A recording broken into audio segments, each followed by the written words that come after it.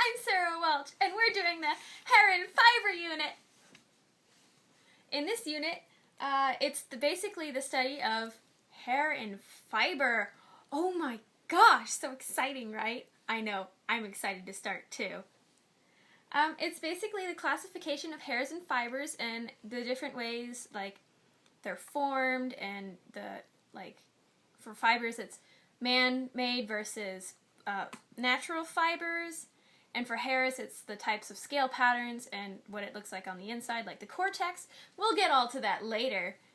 The different careers in this, there's only really one career, and that is the forensic trace examiner, who they examine trace evidence forensically.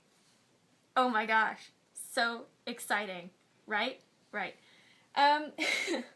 Basically what they do is they just examine under the microscopes the different types of hair and fibers they find at crime scenes. And then they submit it in the court. So sometimes they have to testify in court, but most of their time is spent in the forensics lab. The two case studies for this example, we only studied one in class, which was the Wayne Williams case, where in 1982 Wayne Williams was accused of murdering around 20 young boys from the Atlanta area, and they convicted him on account of the strange green trilobal carpet fibers found in his cars and on the body of his victims that came from the carpet in his house.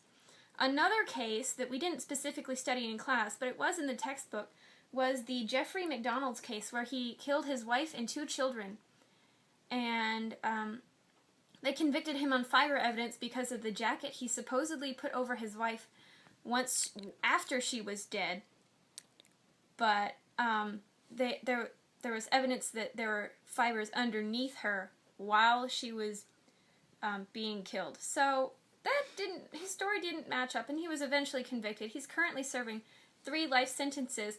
Oh my gosh, he'll be in there forever. The different types of labs that were performed, there weren't any exactly professional labs.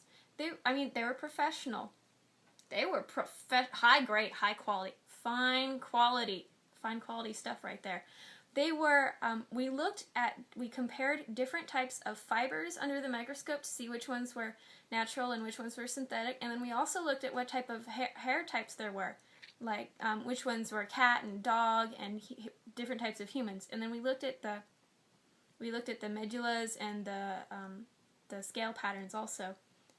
There are various types of, and then also we looked at the impression by putting the hair in clear nail polish and then looking at the impression that was made in it. So that's how we looked at the impression.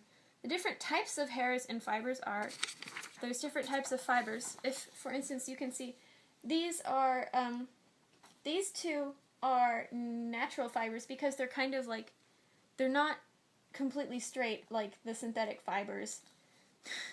The synthetic fibers, you can tell, are manufactured because they're more smooth and they're all kind of the same. They're monotonous almost. Those are the different types of fibers. And then for the different types of hair patterns, or these are the scale patterns. This one's the mosaic and this one's the chevron. They're not too common. And then here's imbricate, which is the most common in human. That's what humans have for their hair. And this is the petal type, which I think rabbits have. And then the different types of medullas, they can be unicellular, multiserial, vacuolated, lattice, and then they can be absent. There's also continuous, fragmented, and absent also. So the uniserial, you can see, only has this, and then vacuolated is different. Multiserial is basically copies of this. And then the lattice is what rabbits have. Lattice is the rabbit. Oh my gosh. Lattice is the type of round circle type. And then this is a diagram of a hair. This is the root. The cuticle is the very outside part, so that's this.